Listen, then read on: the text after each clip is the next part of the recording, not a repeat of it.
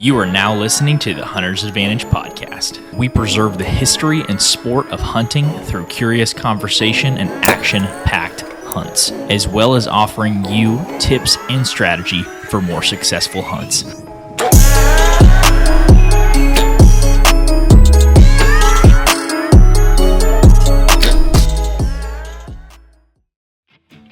The Hunter's Advantage podcast is powered by Out on a Limb Manufacturing. Out on a Limb is a family-owned company based right here in Oklahoma that makes tree stands, saddle platforms, climbing sticks, and so much more. Christian, I have a quick question. What's that? What bites down harder, a hippo or an alligator? No idea. It's a trick question. The Ridge Runner 2.0 bites harder than both of them. But all jokes aside, we use these products all across the land on public or private. These help us get into any tree we want and hunt where the deer actually are. Most men go to the grocery store for their meat, but these products help you go to God's grocery store. I have used the Out on a Limb Ridge Runner 2.0 and the Shakar sticks for the last few years hunting public land bucks, and I've actually shot several bucks out of this setup. If you want to support the podcast and get some Out on a Limb equipment, make sure to go to outonalimbmfg.com and use code HNTA10 for 10% off at checkout. Once again, if you want to support the podcast, go to outonalimbmfg.com and use code HNTA10 at checkout for 10% off. Now let's get back to the podcast. Hey everybody, welcome back to the Hunter's Advantage podcast. I'm joined by Jake Gaylord. What's up? What's up? What's up? How y'all doing? Never again, please. Now we're in exciting time, just a couple weeks before deer season, but in honor of that, we're in week 2 of our How to Hunt Public Land Buck series. Last week we talked about hunt planning, which to some might be very important and entertaining and fun, but to others might be boring and might want to skip just to the juicy and good stuff. So on this week of week 2, we're going to talk all about scouting. Maybe it's not the most timely discussion because we're 2 weeks out from season, but a lot of this I think is still applicable, apart from maybe running trail cameras, which we'll still talk about that too. But that's the goal of this week. It's 100% applicable because if you're anything like me, the thing is I'm gonna focus on my home turf first, and then hey, if I punch 2 tags in Oklahoma, I'm gonna trample over to Missouri and see what I can do there. You know what I mean?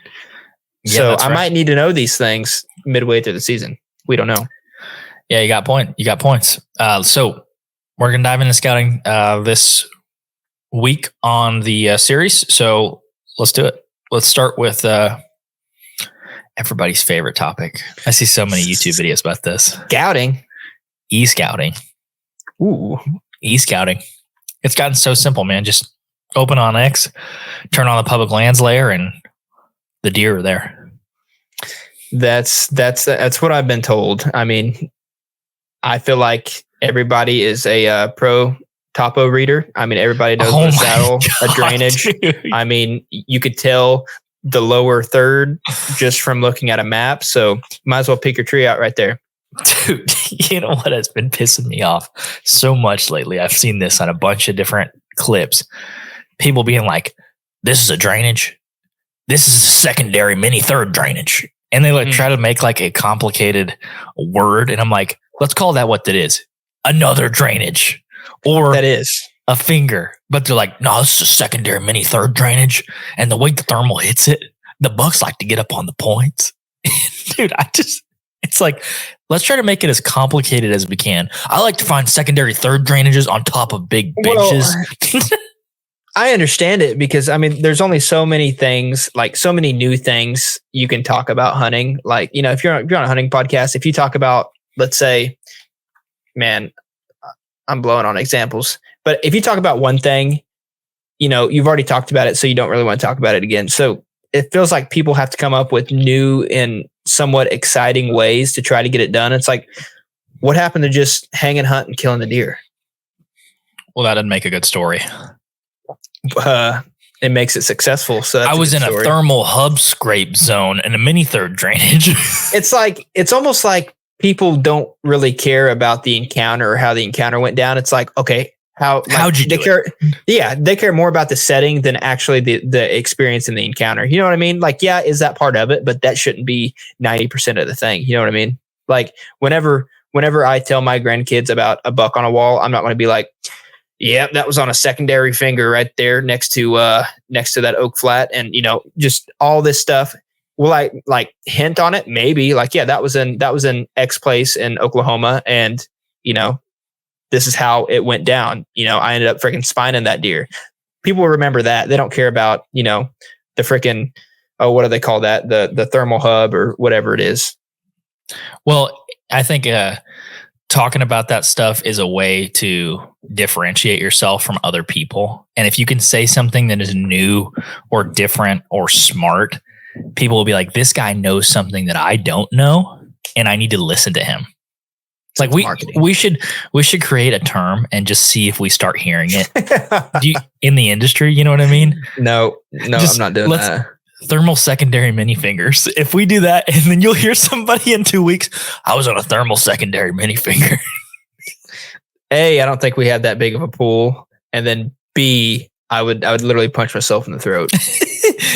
You guys have full permission if you see us at a trade show and we use a term like that to, well, yeah, out of nowhere, right to the no liver. Charges will be pressed that day. I can guarantee it. Oh my gosh, yeah. I was just thinking about that when we were getting into e-scouting, and I feel like people, e-scouting can only tell you so much, but I feel like I see more and more people are deriving more and more and more from e-scouting. It's like, here's this ridge, here's this finger that comes off the ridge, here's the thermals, the buck's gonna be bedded right here. And they try to tell you that with certainty. Well, there's people, I'm pretty sure there's consultants that will have you send a screenshot or like a pin, and they will literally tell you where exactly you need to place your stand. Mm-hmm. Like the tree you need to place your stand just based on what that map tells them. People pay for that. We're in the wrong business. I think so. I mean, I'm definitely in the wrong business. But no, besides the tangent, I mean, so nowadays, instead of just scouting, there's two types of scouting. There's e-scouting and then boots on the ground scouting. In my own words, I think e-scouting, like, just to keep it super simple, e-scouting consists of, it's basically just to find an area, not a tree. So you don't really have to get specific. Does that make sense? Mm-hmm. What I like about, or one of the things I do on e-scouting is we use Onyx. I've used Hunt Stand. I've tried Hunt Wise. I know Start and Forge is out there as well. Whatever service you base maps, whatever service you use, I use that as my starting point. And I always go from Onyx to Google Earth because what I've noticed is when I'm in Onyx, it'll help me. And I think about it as like a funnel. Like a lot of that imagery is not super detailed or super updated. So it might be 2 or 3 years old on Onyx. But what I've noticed is on Google Earth, it seems to be very updated and more realistic. Like the spot you were talking about, looking for a buck on public, and we're trying to kind of narrow down a spot. You look at it on Onyx, and then what did you immediately do? You went to Google Earth. Yeah. Well, because on Onyx, everything looked lush and green. It looked like there was a billion trees to hang in. Well, you copy and paste the coordinates on that pin where you want to, the area you want to look at, and you paste them into Google Earth, and you realize if you put them side by side on your screen, it's not as lush as you think it is. Because on X, the area we're talking about, there's one big long creek system, and then there's only like 2 fingers. One's a faint finger, and then the other one is a more predominant one that obviously you can tell is like, okay, hey, that's a finger. Other than that, like, there's really no trees, and you would not going to see that from just the on X standpoint. No, and a good example of this too is I used Onyx to find the community center. I found that area on Onyx, and I thought it'd be a good general area. But when you go in, boots on the ground, it doesn't look like crap when you're walking in for like several hundred yards. It looks like absolutely nothing. And then it opens up into something beautiful. And you can kind of use, I feel like there's multiple scenarios where. Did you not know that going into the community center? That it was beautiful in there? Yeah. No. I just saw a general area by a creek. And I was like, this looks good. Like, hey, yeah, I'll try this general area. What happened was we hunted our way into it. Jared hunted, shot a buck, and then I hunted my way into it. I hunted my way into that spot for like 2 years. I wasn't into the heart of it for like legitimately like 2 years. And now I've killed 2 bucks on public land off of that spot. But when you're scouting, I feel like there's this kind of yin and yang. Like you find spots on the map that you think would be dynamite and suck, but then you find spots that look like crap on the map that are dynamite in person. And those are the spots that I like to find because I feel like they differentiate themselves by making it harder for other people to find, which on public land I think is a big deal. Yeah, it is. But those spots are, I think, few and far between. And they're special. They are special. But yeah, so basically the e-scouting is just to find that specific area. And then after the e-scouting is typically what people do first. So if you're an out-of-stater and you're trying to look for a new piece of public, let's say an Oklahoma drew out for Kansas, e-scouting is going to be beneficial depending on which state you're in. So if you e-scout Arkansas, you're probably not going to get as much good intel as you would maybe more of the Midwest states like Kansas or maybe Iowa or something like that, because you got to think about, what you're working with. Because in Arkansas, there's a few good mountain ranges that go through there. So you're going to be dealing with like pines, oaks, and all that good stuff. And like some pretty, not Pennsylvania steep, but feels like pretty close whenever you trek up and down them. Those type of terrain features. And then in, let's say, Kansas, you're going to be looking at ag fields and just small slivers of timber. And so on X, from an e-scouting perspective, is going to be easier to e-scout, and you could probably narrow it down a little bit easier in, let's say, Kansas than you would in a more mountainous part, let's say like Arkansas. Would you agree? That's a good point. You're going to be able to do a lot more damage in ag country, and I feel like get a lot more accurate with your e-scouting than you are in a mountainous terrain, because there's so many different little subtleties when you get into the mountains. Like you're like, okay, that's not nearly as steep as I thought, or exactly this is actually a really good oak flat. It shows on Onyx like there's layers that show oaks now, and you're like, it says there's only a couple trees, but dude, it's raining men down in here. It's really easy to me to get a lot more specific in ag country than it is as mountainous spots. And a good example of that is we were hunting this spot by a lake once in Kansas, and there was a little oxbow, and there was a bedding area up against, we talked about this in the last podcast, a bedding area up against that water. And we're like, if any deer is in this bedding area, you can get within 100 yards of it by sitting on this edge of this bean field. And you did. First set 140-inch buck runs out of that. Yeah, we don't. But you were able to find that spot. We were able to find that spot by one session of e-scouting. Literally. And could have been in the chips immediately by e-scouting. We were in the chips because I was sitting in between both cameras. Exactly. That's a good example. It's a great example of how e-scouting can help you. Not that e-scouting can't help you in the mountainous spots, because I think it can, especially the 3D mapping features. Go ahead. No, I was just going to say, to a certain extent, though, like it's not as beneficial as, just like you said, the ag country, because kind of like you said about the slopes, it might be steeper or less steep or whatever. You really don't know, and also from e-scouting, you can't really, from what we've learned in the more mountainous places, you can't really base exactly where you're going to hunt on which wind, because everybody knows if you hunted any type of mountainous stuff, the wind forecast, you might as well just throw out the window, because it could be blowing so bad. Yeah, it could be blowing east in the parking lot, but when you get in those little ridges and stuff, it could be blowing west, and it's just one of those ordeals where you can't really hold that to a certain priority or standard or whatever. It's almost like you have to take a bigger portion of salt whenever you're in that more when it deals with more terrain. Yeah, and that's not even getting into like the thermal discussion, where And thermals do matter on what the way it pulls up or down based on the morning. And so there's so many different factors in when you get into the mountainous stuff that it's just harder to, there's almost too many variables to like, it's like, okay, which wind direction? Okay, well, how does the topography sit? How are the thermals going to hit?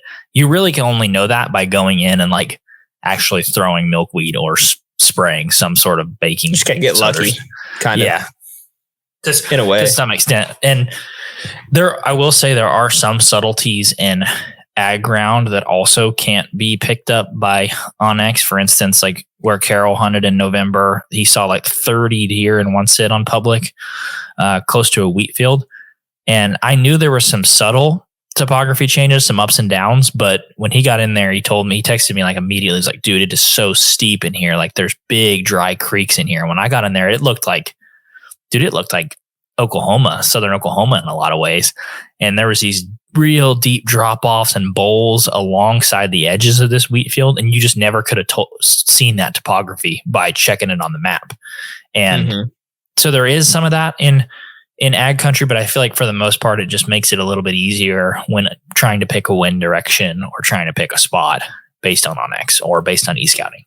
Yeah. Well, that's kind of why you also, it's a duo. You can't just pick one. You know, you got e-scouting and then you have boots on the ground scouting to go confirm or, you know, just go confirm or toss out what you thought, you know, that spot was based on your e-scouting. So after you scout, you find an area, you go in there, boots on the ground, whether that be pre-summer, you know, August, July, somewhere around there, and going to go scout, or you could just be going in there to hunt, you know, hunt your way through.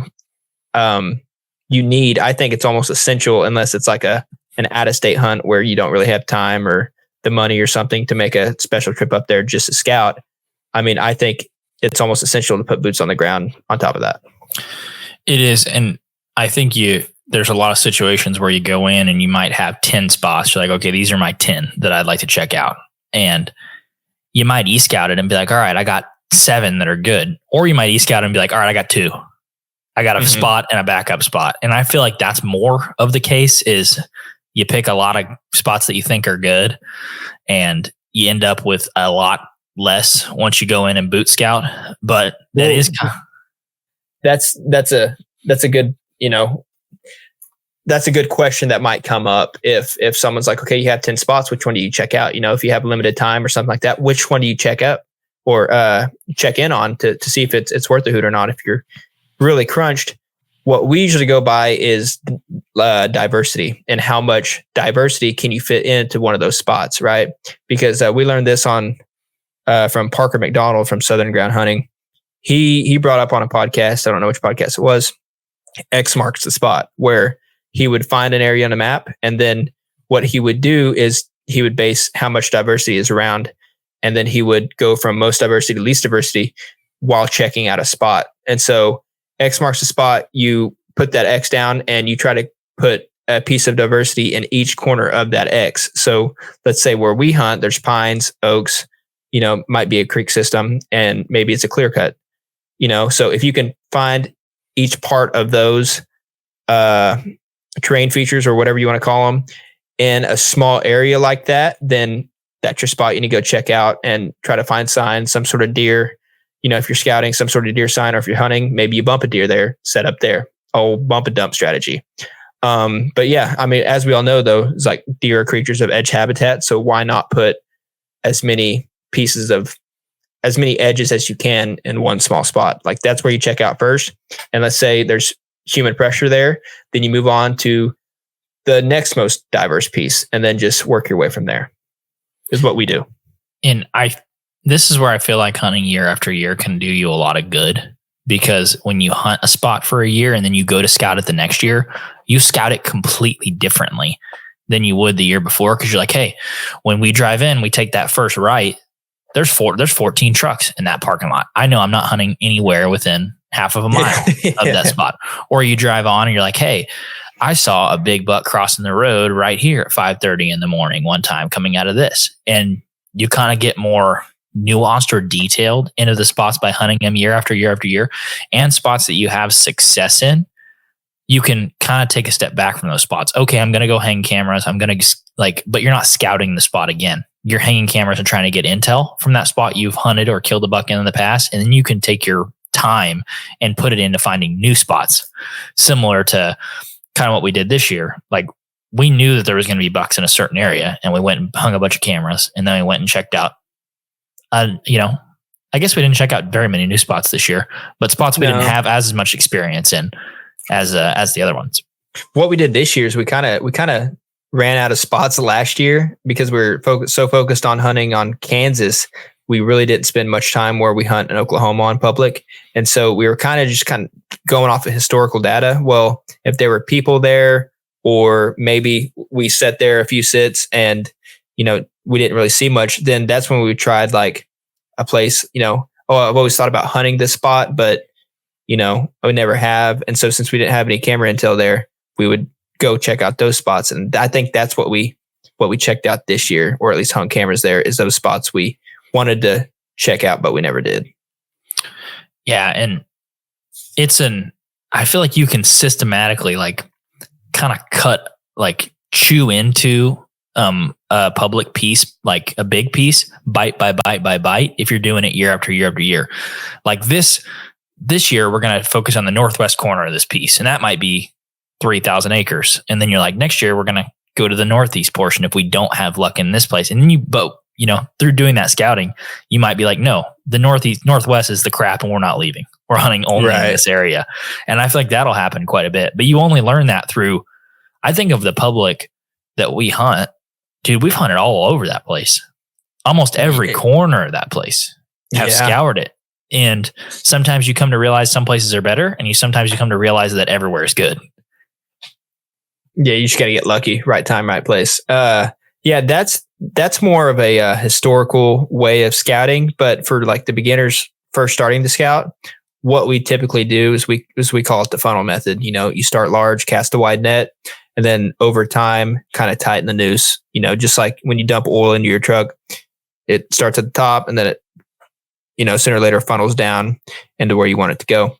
For the new people trying to figure out brand new spots on a brand new WMA, what we do is we start early summer, and we find those, good access routes that are easy to walk, because from what we gathered, it might not be like this in every place, but where we hunt and from what we gathered and what we've seen, the more mature, bigger racked bucks tend to use, easier access routes during the summer when there's basically no human pressure throughout these, public pieces. And so that could be, old 2 tracks, maybe old logging roads, or just whatever it might be, where it's just easier to walk. Because if I was a deer and it was 98 degrees, I wouldn't be walking through head high grass. I'd be walking down that 2 track.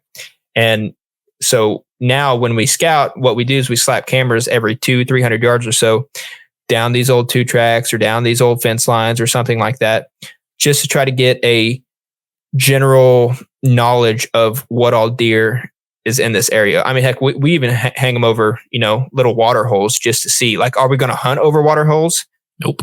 Probably not. But, will that give us maybe good intel of what's at least in that area? Yes. And so that's what we base, at least early season. That's how we find the areas we want to spend more time on.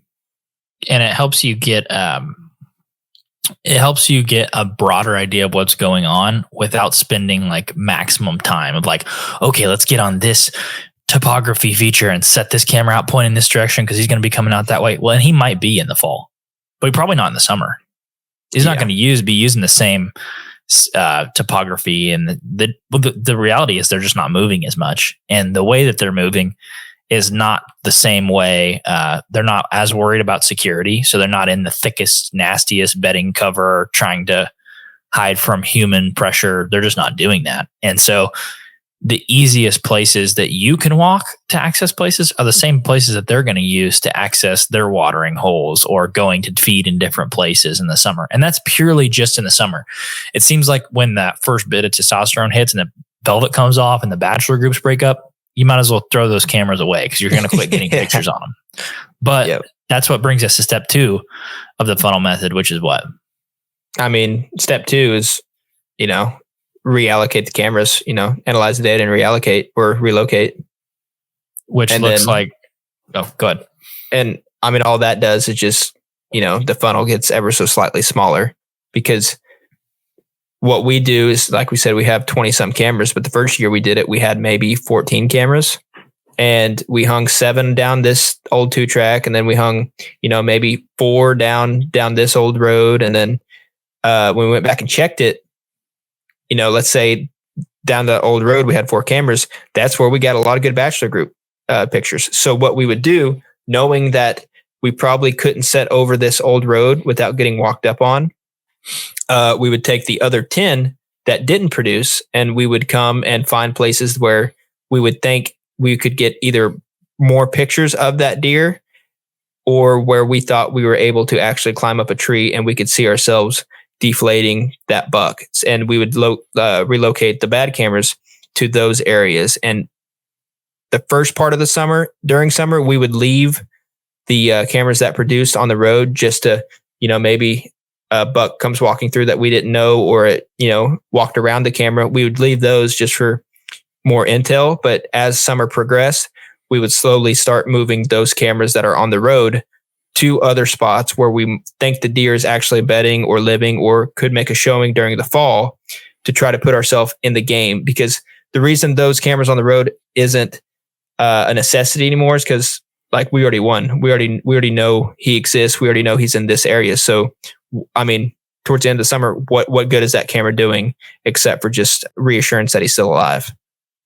Yeah, nothing. That's literally what it is.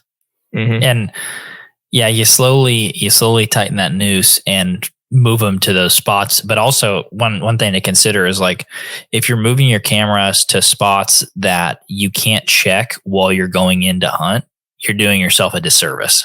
That's because if I got a spot and I say I'm going to hang my tree stand here, but my camera is not until another 200 yards, well, you're not going to walk past where you're hunting, intrude into a place, and then come back just to check your camera.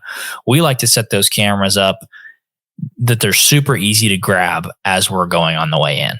And does that mean you're going to get the absolute best picture every time? No, it might not be the 100% best spot to put a camera, but it is a spot where you're probably going to get assurance that buck's alive, probably going to get a daylight photo of him. No, you might not get the best pictures ever, but it's still hunting at the end of the day. And if you blow him out trying to check a camera, it doesn't really matter. No, and also what's good about hanging them as you're accessing them is it also tells you if another human's been in there or not. Because he's taking the same route you are. Exactly. So, I mean, all in all, I mean, we've come to find out that that's kind of, at least for where we hunt, that's the best strategy that we've came up with. But here's another thing I didn't really ever think about is I like hanging them on the access route in the summer because it also tells you who's going in there, because people are going to do the exact same thing that you are. Yeah. The exact same thing. We found that to be true this year. We found two knuckleheads walking around, one with the shotgun and another one with just, I guess, sightseeing, or he's probably scouting like we were. But yeah, that's good. It's good to know. But it's going to tell you, is Jim Bob Joe, is he in here one time in the summer, went for a stroll, or is he coming back and checking it every week? Is he coming back every 2 weeks? Does he have a camera in here? Is he going to be in this area more often? And typically the answer to that is like, no. You usually get pictures of people doing things like 1 or 2 times, but you never know. And if you can pattern, those deer are patterning us just as much as we're patterning them. And it's good to know what's happening when you're not there. And that can help you say, okay, in the last 2 weeks, 8 people have been through here and they've taken the exact same route that I have until 100 yards away from my stand. I don't really want to hunt right here.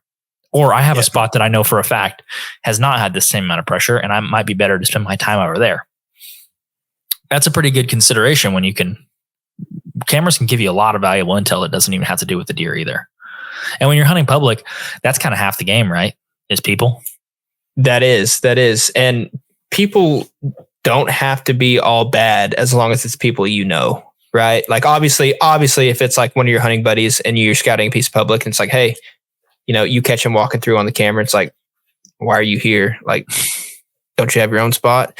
If it's one of those situations, understandable, like to be maybe a little upset, but I've been using the new Exodus Rival cell camera for the last couple months, and I have found a beautiful mainframe 8-point with tons of stickers to go after this fall. Ooh. One thing I do appreciate about Exodus trail cameras is all of the cameras share the same data plan, so you only pay for what you need. A lot of cell cam companies charge you for HD pictures. I've seen prices of $5 for 50 HD pics. Exodus is going to give you unlimited HD pictures right to your phone, which is awesome when you're sitting there in the middle of the summer and it's 100 degrees and you just want to binge a bunch of trail cam photos. If you're looking for a solid cell camera with great performance and a 5-year no BS warranty, go check them out. So as we all know, hunting gear is something people can make way too complicated. Arrows can be the exact same way. Instead of going down all those rabbit holes, trying to sift through the endless information that's online and you're not really sure if it's right or wrong, Exodus makes it simple to get the right arrow for your exact setup. So go online to the Exodus Arrow Builder. It takes less than a minute. You're going to enter your draw weight, your draw length, and how heavy of a point you're shooting. And it's going to be that simple. Let the guys at Exodus take care of the rest. So if you're interested in Exodus Rival cell cameras or a new set of their MMT arrows, just go to exodusoutdoorgear.com and use code HA15 for 15% off anything on their website. Once again, that is exodusoutdoorgear.com. Use code HA15 at checkout for 15% off. Now let's get back to the podcast. The pictures of people can also help you predict deer movement. So if you see people stopping at a certain distance or stopping, let's say you got 3 cameras set up and they're 300 yards deep, 600 yards deep, and 1,000 yards deep. If you never get a picture on the 1,000-yard one, you might be like, okay, they're stopping at this topography feature, this distance, which is probably going to mean they're pressuring deer back into this new portion. And we've had that work out for us really, really well, especially when you shot the booner. Yeah. We come to find out that that like those easy access routes where now people are bringing pressure to, those bucks didn't die. They didn't vanish off the face of the earth. What we found is they just moved like a mile or two back just to get away from that pressure. Or in our case, it's a ridge or two. And based off of what we got off that, that did help us connect to a few good bucks. Just being out of the human pressure zone and into where the deer actually feel comfortable to move. So probably my word of advice would be just stop, just go like 1,000 yards past the last piece of toilet paper you can find. Yeah. Isn't it awesome when you're going into the stand and you're just finding toilet paper all the way there? I did in 2021, I believe I did, and it wasn't Carol's, so I knew it was someone different. It was too clean to be Carol's. I talked to Carol. We've got a few good deer on the lease, and I was talking to Carol, and he said, man, this year on public, I'm not going to overthink it. He said, I'm going 100 yards off the road, and if I don't kill one, at least it's easy walk out or something like that. But heck, he's probably going to be the one to drag the big one off this year. Yeah, that'd be freaking awesome. That'd be great. Another way, let's quickly talk about, you don't always have to worry about the fruits of your own labor. Sometimes you can benefit off other people's labor, which one of the things I put here was getting intel from reliable sources. And then the way that you kind of phrased it was scouting from someone else's experience. You can't really do this all the time. And you really got to understand who you're getting information from when you do this. You got to trust that dude. Yeah. Like if this person hunts one time a year and never really kills any deer, but wants to give you all the intel, you're like, okay, either you're in them, but you just can't seal the deal, or you're giving me some baloney. And if it's not a real close person that's close to you, maybe they are giving you some baloney just to throw you off. But I would. Yeah. I have had this work out for me. It doesn't even have to be in the context of deer hunting. Like I've went places where I know buddies have turkey hunted, and I'm like, hey, did you see any deer sign when you were in here? Like, yeah, absolutely. I saw some deer sign here. I jumped a buck here.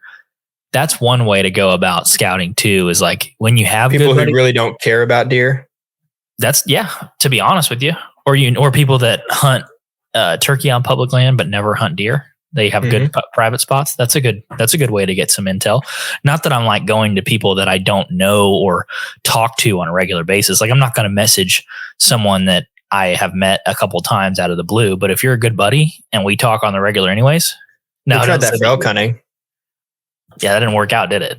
No, it didn't. That didn't work out, did it? No, you thought I was going to say that I ask people for advice. Is that what you're going to say? I mean, I know you do. I see our messages, but you don't have to hide to people. Oh, okay. Okay, buddy. This worked out for me recently. Actually, now that I think about it. No, it didn't. What'd you kill? I killed a E. coli and salmonella. Yeah. Killed toilet paper. It put us in the chips. I had two different buddies in Nebraska. One had hunted mule deer in one portion of the state. One had hunted turkey in one portion of the state. I got intel from both of those guys. And I used both of them to eventually narrow down, not to like I didn't get a tree or I didn't get a specific WMA or anything, but I got like a general area. He was just told where to park. That's all. Shut up. I wish. I got a general area that we eventually found some mule deer on. And I got that through intel of a person that I'd known before, which I think is a good way to do it. And it kind of depends. I feel like the less people care about it, the more they're willing to share. Like if a guy goes and shoots a 340-inch bull and you're like, hey, which area should I try next year when I go to Colorado? I don't think they're going to be like, right here, unit 78. Well, yeah, like I feel like elk and the elk hunting community is a little bit different, but like for whitetail, especially if it's an out-of-state ordeal, like I don't mind giving, friends pins. I won't give them my best pins. Like for instance, Jesse Woodward, he either lives in Kansas now or his girlfriend lives in Kansas, but he doesn't have a Kansas, the ability to buy a resident Kansas tag yet. But he was wanting to get his girlfriend one. I wasn't going to give him the place I'm planning on going next year, but I gave him that piece, that lake spot with the beans where he had to walk around the whole thing. Yeah. And I mean, I gave him that one. Like, and could they probably kill one? Yes. But like, I don't mind giving like that since it's an out of state and I'm probably not going to go back, even though there's probably going to be a deer there. Well, and you want to see, at least me, I want to see other people that I like kill deer. And so if I know somebody means well and they're not going to be a toolbox about it, like I'll be like, hey, I would try this general area, or I would try this WMA, or I would be sticking around this spot, this area. And I've done that before, not on my best spots, like you said, but places you have previous experiences with. And you really don't plan on going back anytime soon. 100%. That's a good and point. knowing that like he wouldn't give that pin to anybody else, that's another big factor. Because I specifically told him, I said, I'll share this with you just because, I know him and I know he's a good hunter and like he won't screw stuff up on purpose.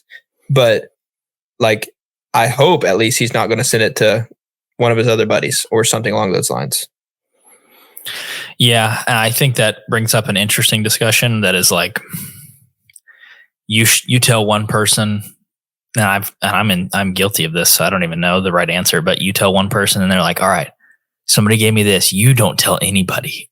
And then their buddy's like, all right, my buddy told me, but you don't tell anybody I told you this. And everybody does that. Like there's always that one person they trust and they're just like, oh yeah, he ain't going to tell nobody. He ain't going to tell nobody. And then, well, that's why it's not your best spot though. And let me tell you, the pin I gave him, I even sent them the access route and I said, good luck. Loose lips sink ships. Is what I know. But I couldn't see myself going back to that spot though. Well, that's where I was planning on hunting, but no biggie. Okay, buddy. There has been some situations that I've heard of. I've seen it happen a few times where you tell one person and they show up and they have 5 other people with them. Dude, you're like, what?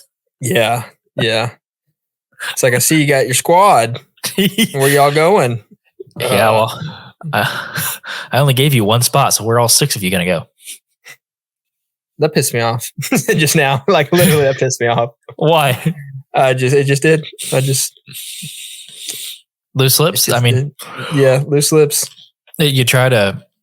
I don't know. It's kind of a balance because I've had people tell me that exact things too. Though they've told me like, "Hey, I'm going to give you this, but don't tell anybody else." And I'm like, okay. Mm-hmm. And if it's really good, I won't. If it sucks, I'll tell my friends don't go there. Well, it's also those people. It's like, oh, he doesn't even hunt. He doesn't even really know. You know what I mean? Like they hunt maybe once or twice a year, and they're like, like it really doesn't mean much to him. And then all of a sudden, they're like, hey, this is what, so like just in conversation, because around here, everybody talks about deer. And if let's say you sent a picture of a buck that you have on camera, just talking with a good buddy that really doesn't hunt, but maybe 1 or 2 times a year, more than likely he's going to get into a discussion with a different person. And maybe he has a syndrome of trying to be the biggest peen in the county. And he's like, oh yeah, look at this picture my buddy got. And then it's like, oh, I know that person. I know the whereabouts where he hunts. Yeah. And it's just like to the person, he's unknowingly doing something that's damn near a sin that, shouldn't, but like to him, it doesn't mean that much. Yeah. He doesn't know the extent of what he's doing. And it's not a big deal. Like if somebody knows where my private is, I'm like, whatever. Like, Yeah, for you, because your private's in BFE. Fair, but even private where people know it is, you still got a better chance. You still understand that people can't jump on your land. Maybe some people will, but when it's on public, it's like this dude could get in the tree with me if he knows where I hunt. That's very true. Could get in the tree with me. And dude, I will not put it past people. Some people will walk until you stop and then try to set up shop 50 yards from you. Big deer will make people do stupid things. Stupid things. And I don't know. I have buddies down here in Texas that if I show them a picture or a deer we've killed, they're like, where's that? I'm like, you ain't going to figure it out today, brother. Yeah, it's going to be south of Welch. Yeah. South of Welch. It's, if you want to kill a big one, it's going to be pretty lonely, except you and maybe a close group of folks, because until that deer's dead, it's very hard to share any information with folks because even after a good deer's dead, especially on public, it's like, where'd you kill that one? Why you have to tell you that? Yeah. Why you ask? Yeah. It's dead. Why do you need to know? It's like, I'm just wondering. It's like, well, I plan on hunting there next year, probably. Like, I'm going to give it a shot next year. Kind of like the Booner spot. It's like, there's a lot of people. It's like, where'd you kill that? It's like, around here. You know that. That's all you need to know. Well, and if you even say, I killed that on public land, which public land? Where at? Yeah. Why does it matter to you? Now, there's some people like Coop and Lloyd and them that you're going to tell because we're all in cahoots, right? But like you're sitting at camps next to them. Right. But like it's people outside of that circle. You're just like, piss off. Like, I killed it in Oklahoma. That's a good point. You do have to, there's a delicate balance of how you share information that you've scouted and you found good deer on public land, because it doesn't take many. Like if you got like a really good section that you're hunting, it takes one other person to mess that up. 100%. And what we found is a lot of the time, the people that you have the biggest issue with are not people that you don't know. They can be people that you know. People that you, a friend of a friend, an acquaintance. Those people can, because it's like, it's not to the extent of like someone's trying to sit in the exact same spot as you, but it's people that they're trying to not mess up yours, but still be in the game. Not mess up yours, but edge as close to you as they possibly can to feel like they're in the same game that you are. Mm-hmm. And that's a dangerous game because some people's definition of close is different than others. If you're just within 500, if you're like 500 yards from me, within 500 yards of me, you're in my space. You're in my bubble. That's true. How I look at it. So I feel like we went off on a little bit of a tangent there. Yeah. So don't ever share your public spots. No, I'm just kidding. No, we were just talking about intel from reliable sources on scouting and e-scouting. I also had having backup spots and backup plans, which I think is very important. How this 12-inch bicep licenses. Yeah.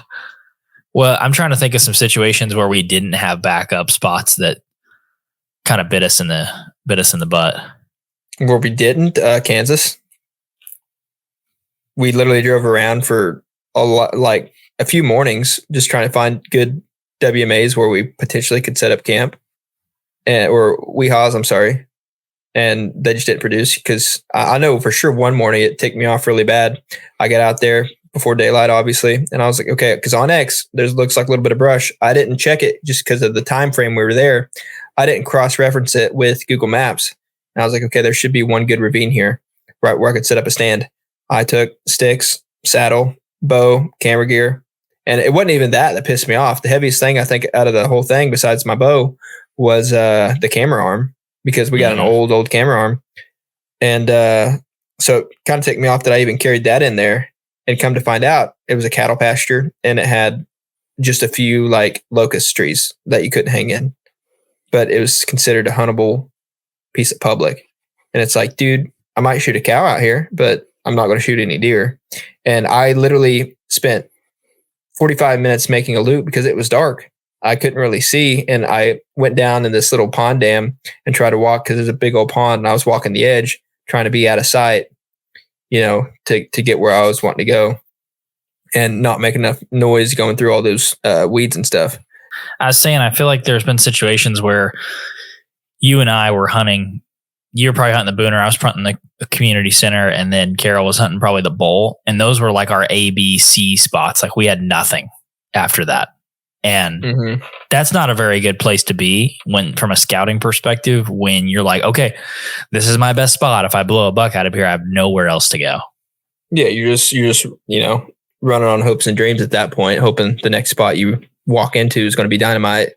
And if you're on a time frame budget, then where you only have a couple days to be there, then that's not your best look, and you don't feel it. Also like hurts your morale. Like if you're in your best spot and all of a sudden you don't see anything, and it's like, now what? Now I'm starting completely fresh, and I've already been doing this for 3 days, and at this point I'm just ready to go home. And because you're already tired, you're mentally drained, and then now you got to start from scratch. Like it kind of hurts you a little bit. Well, and that's why I feel like it's easier to do the scouting on the front end and have spots A, B, C, D than it is to say, okay, I found one really good spot A. Let me sit on this, and this is 100% where I'm going to hunt in the fall. And then you go in and that spot doesn't pan out. You're legitimately like, okay, what are the odds that I walk into a new spot, find a better place, set up, a deer walks by me, I shoot it with my bow, I make a good shot, I find it, I track it, I bring it home. You start to think about all those things, your mind starts to wander, and you're like, okay, I legitimately am just wasting my time. I should be back at home right now because my A spot's not working, and there's no way I'm going to find a spot that's better than this. But if you do that scouting on the front end, at least it gives you a little bit of hope, where you have a backup plan of, okay, if this doesn't work, I have a place to go. Well, that's what happened last year. I think I started out over there where I don't want to say any names. I started out over there between you and where Justin sat. And then I think I went to the Booner spot. And then the very last, just getting my butt beat the whole time. The very last day, very last sit, for 2 years in a row, I think, 2022 and 2021, what I did was I went to, which spot, and sat there one time in 2021, seen a buck and a doe, or I seen 2 deer, but I'm pretty sure it was a buck and a doe, but never got a shot opportunity. They blew out. And so that was just still the backup, because it's like, it's an easy walk, all this stuff. And I've never really like committed to it fully. And then last year, very last sit, I go there and I don't see a buck all that week in November, and then go there one time and I get a shot opportunity. And it's like, that was just a backup, but it was a good backup. Yeah, because you had plan B. And that exact same thing happened to me, because I was hunting the community, was in a ton of does that week, into a ton of little bucks. And people say you never leave deer to find deer. I left seeing I saw like double-digit deer, multiple sits, but I just was not seeing any bucks yet. I think it was probably because the deer weren't really rutting yet. They were kind of just, if they were, maybe I would have had more luck, but I moved to some spots closer to where you're talking about, and first sit in that spot, didn't see a ton of deer, saw a doe and a fawn, and then about 130-inch 8-point walks right under me and wins me. And that's a good example of, like, I went from a spot which was 100% my A spot to a B spot because I had E-scouted that portion and because you knew what that area looked like because you had hunted it. I'm like, okay, if that's what you're seeing on that side, I can easily go to this other side and replicate that. And I'd never hunted in there before. That was just a spot I've picked on the map. Had never boots on the ground scouted it. But I knew based on what the other spot looked like that we had scouted, okay, I can easily just go back here and try to replicate it. And that's one thing you learn when you e-scout a spot and you see what it looks like on the map. Then you can look at other places in a similar area and be like, okay, I know what this is going to look like most likely because I've seen when I go boots on the ground, this is what it actually looks like if it looks like this on the map. So it's kind of putting all those pieces together. And then I feel like that really helps you narrow it all down. 100%. 100%. I don't know, man. All this talk's got me ready. I'm pretty stoked. Well, for us, I would say 90% of the preseason scouting, actually 100% of the pre-scout. Yeah, it's not changing. I literally filled up my feeders once more yesterday is what I did. Yesterday, 2 days ago. It was yesterday. It doesn't matter. I topped off my feeders. I put another 100 pounds in each feeder. And so with that being said, like we run the Exodus rivals out there with the solar panels and stuff. So no need to change batteries or anything like that. Feeders are completely topped off. Cell cams are looking juicy. Full battery. Like I got all my tree trimming done. It all looks good. Now it's just next time I have to worry about something. I'm bringing my bow. Yeah, that's the beautiful thing. All the scouting talk, all that stuff's done. We did most of that in the summer, and now anything that we do is just going to be a hunt adjustment. Which, it feels good getting up in the tree and being like, okay, at least I got my bow with me this time. So if he makes a mistake, I can smack him. How are you liking those? How are you liking the cell cams now that you finally got them out? I like them.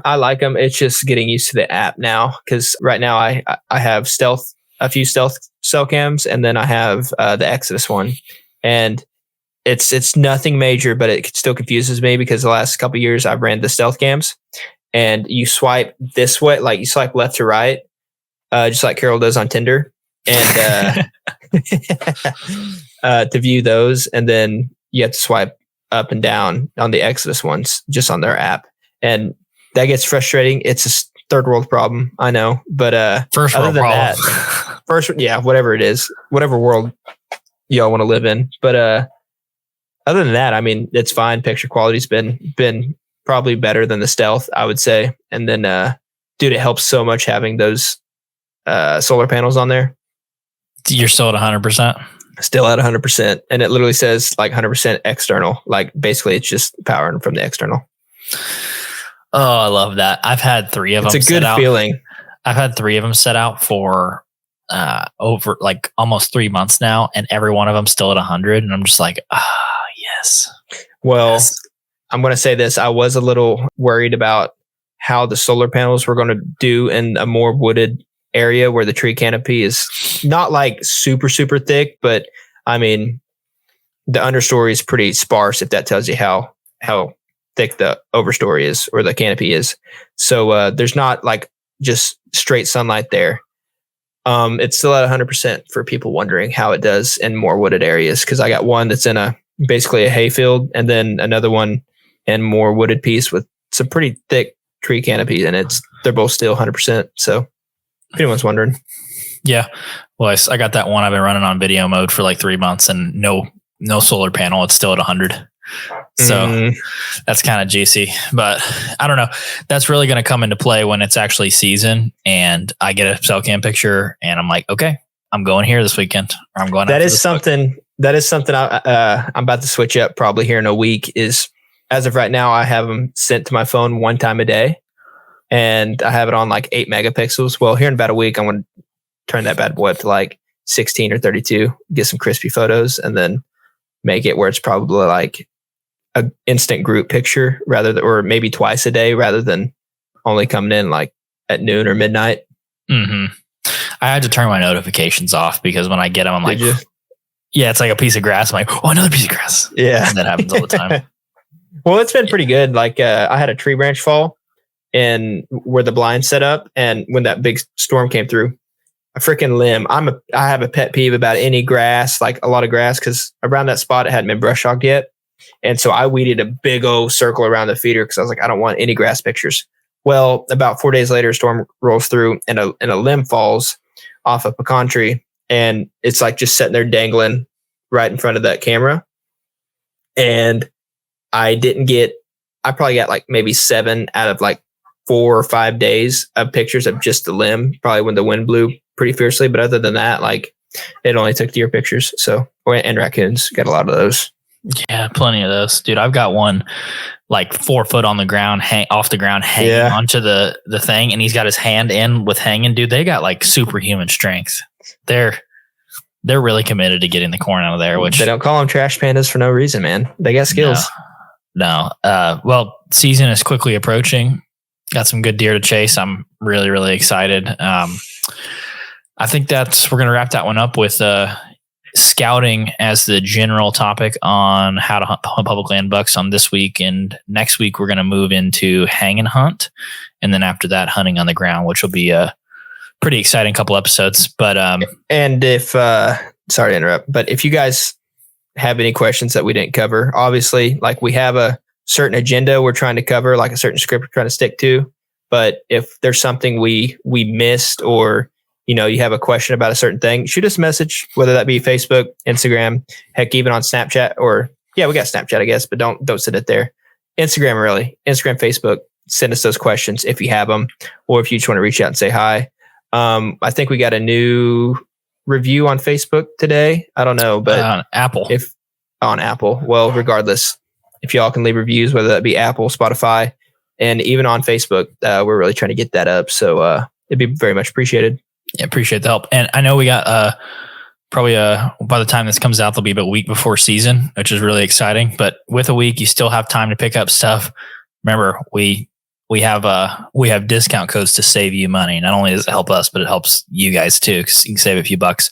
If you're shopping at Exodus at all, use code HA15 if you need anything. I know we're in the middle of our public land series. You need some run and gun stuff, lightweight, American made. Go check out on a limb, mfg.com for any saddle platforms or climbing sticks or any of that stuff. And our code over there is HNTA10 for 10% off. We really appreciate the help. You guys have really supported us with our sponsors, and makes us want to do the podcast even more and more because you help us out. We love you guys. Yeah, we appreciate it. We're trying to get Carol to, or at least I am, to get him to start a Discord for us so we can actually like talk to you guys on a more consistent basis instead of just one-on-one messages. Maybe we can talk about specific topics or get questions or just have conversations because we think about this 24/7. So might as well talk about it. Or if you just want to tell us we suck in person. Go ahead. We'd appreciate that too. So be on the lookout for that. Maybe I can convince Carol to do it, but that's in the works too. But like I said, we appreciate you guys. And by the time you hear this, gosh, it's almost already going to be deer season. So some people's already hunting right now. Some people are already hunting, you dirty dogs. But we'll with that, we appreciate you guys, and we'll catch you in the next one. Jesus loves you. Bye. Thank you guys so much for checking out the Hunter's Advantage podcast. If you enjoyed the episode, make sure to leave us a rating and review on Apple Podcast, Spotify, YouTube, or wherever you listen to the podcast. Thank you guys so much, and we'll see you in the next episode.